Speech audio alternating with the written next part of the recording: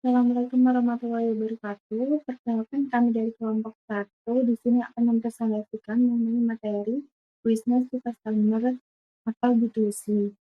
Selanjutnya dengan anggota. Yang pertama, saya sendiri Siti Laturahmah dengan NIM 202212054. Yang kedua ada Bella Salviana dengan NIM 202212058. Yang ketiga ada Redia Febriani dengan NIM 202212128. Yang keempat, ada Wulan Nur Indasari dengan NIM 202212139. Yang kelima, ada Andre Satria Wicaksana dengan NIM 202212140. Selanjutnya ada Mira Khairunisa dengan NIM 202212154. Yang terakhir ada Firka Auliasari dengan NIM 202212162.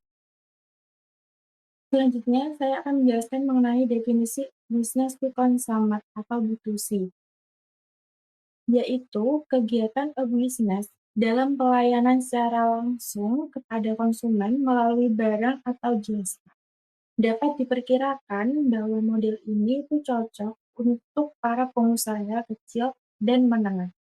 Dengan alasan yang pertama dapat menyingkirkan perantara, yang kedua penghematan biaya dan memberikan kemudahan, yang ketiga secara teoritis keuntungan akan lebih mudah diraih melalui model B2C ini karena biaya tidak tumbuh secara proporsional dengan pertumbuhan bisnis. Dalam arti pertumbuhan bisnis niscaya akan lebih pesat daripada biaya yang harus dikeluarkan. Nah, yang terakhir, kebutuhan akan modal kerja yang lebih rendah dibandingkan dengan kasus bisnis konvensional sehingga harga pun dapat ditekan menjadi lebih murah. Selanjutnya ada karakteristik business to consumer atau B2C. Yang pertama, terbuka untuk umum, di mana semua informasi disebarkan ke umum. Nah, yang kedua, servis yang diberikan bersifat umum atau generik dengan mekanisme yang dapat digunakan oleh khalayak ramai. Sebagai contoh, karena sistem web sudah umum digunakan, maka servis yang diberikan dengan menggunakan basis web. Yang ketiga, servis diberikan berdasarkan permintaan atau on demand. Konsumer melakukan inisiatif dan produser harus siap memberikan respon sesuai dengan permohonan.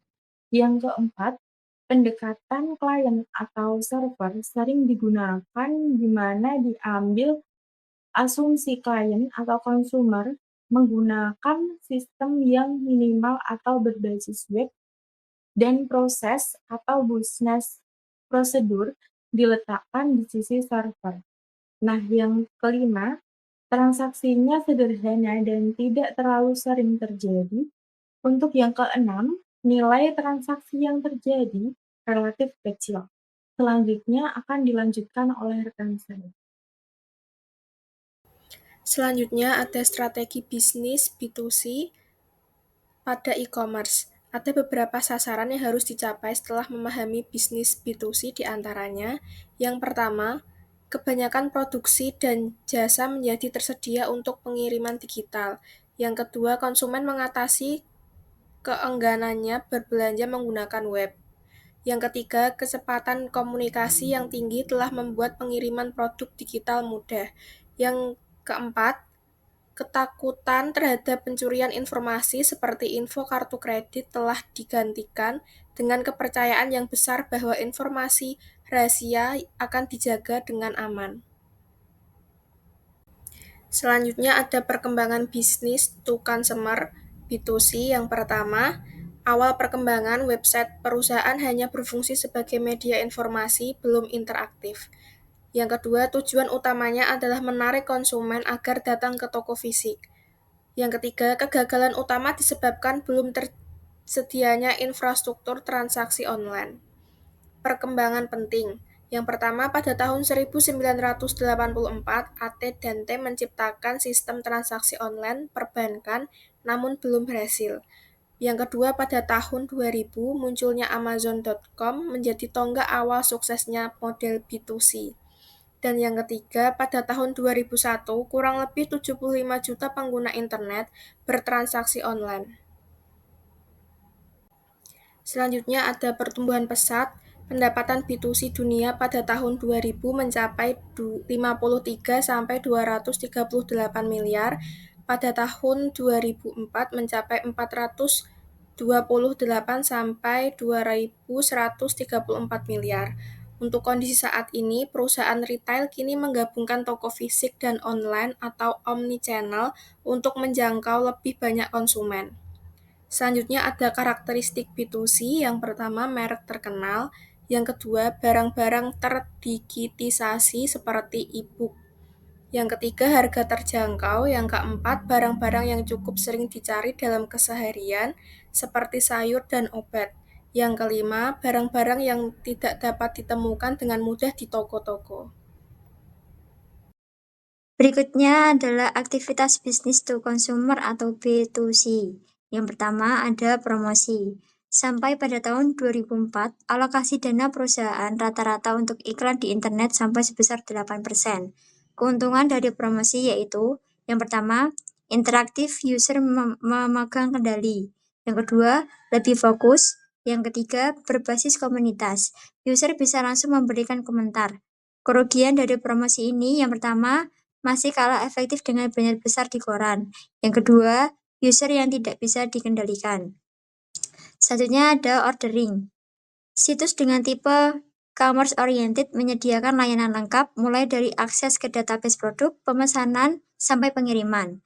Prinsip dari ordering adalah 3C, yaitu content oriented, contohnya situs-situs universitas. Yang kedua, commerce oriented, contohnya Amazon.com. Yang ketiga, community oriented, contohnya Kaskus.us. Yang ketiga ada delivery. Pengiriman dibagi dua jenis, yaitu yang pertama, pengiriman dapat melalui internet seperti menggunakan software, e-book, dan multimedia. Yang kedua, pengiriman secara fisik, contohnya CD atau DVD, buku, kaset, atau videotape. Yang keempat ada after sale service. After sale service dapat melalui email, internet, messenger, bulletin board, atau forum. Selain itu, after sale service menggunakan berbagai teknologi terbaru seperti CRM, data mining tool, sistem terintegrasi yang berbasis pelanggan. Berdasarkan survei yang dilakukan, 90% pelanggan lebih menyukai pelayanan berbasis telepon. Selanjutnya ada bisnis proses business to consumer atau B2C. Bisnis proses pada business to consumer menjelaskan dasar-dasar dari kerangka kerja sebuah bisnis yang terkenal dengan istilah 2W1H, yaitu who, what, how. Yang pertama ada who, yang berarti segmentasi pasar. Contoh dari who ini adalah siapapun. Yang kedua ada what atau layanan produk yang ditawarkan. Contohnya yaitu produk apapun. Yang ketiga, how, yaitu bagaimana cara kerjanya. Contoh dari how ini adalah pertukaran barang dengan cara lelang. Nilai bisnis bersifat efisiens, kelebihan, harga yang murah, dan pilihan yang beragam.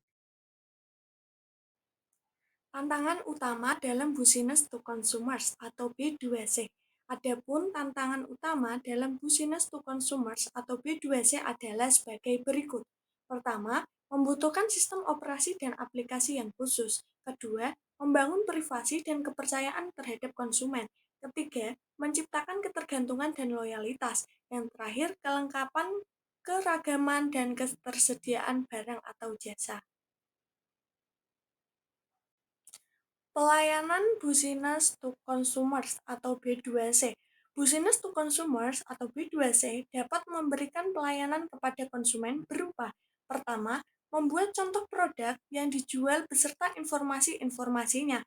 Kedua, melakukan transaksi penjualan barang. Ketiga, melakukan transaksi pembayaran barang. Keempat, melakukan transaksi pengiriman barang. Kelima, membuat berita-berita terbaru tentang produk. Keenam, menginformasikan lokasi penjualan dan pelayanan. Yang terakhir, memberikan servis secara lengkap.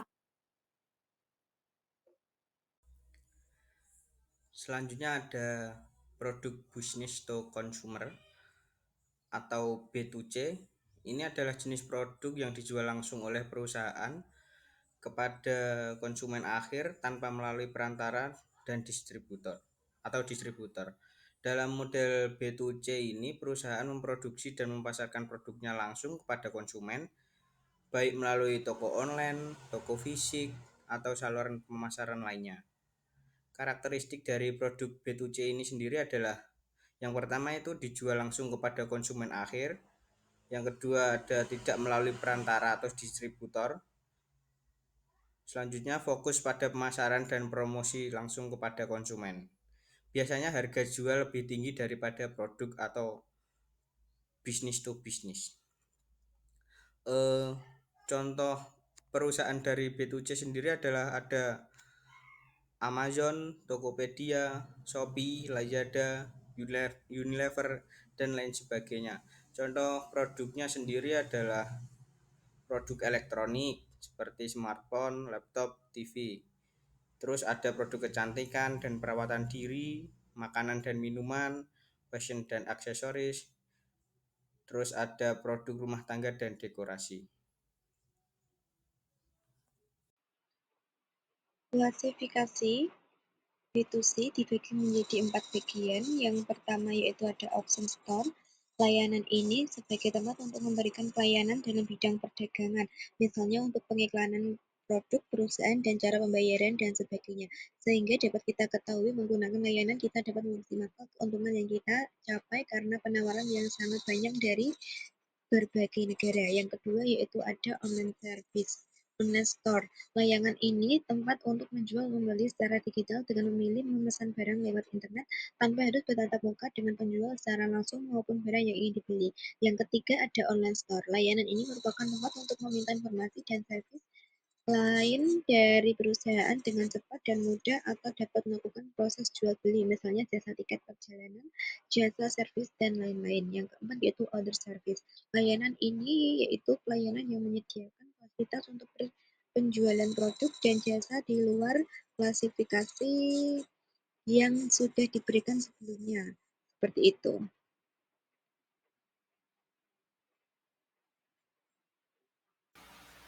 Selanjutnya ada keuntungan dan kelemahan B2C.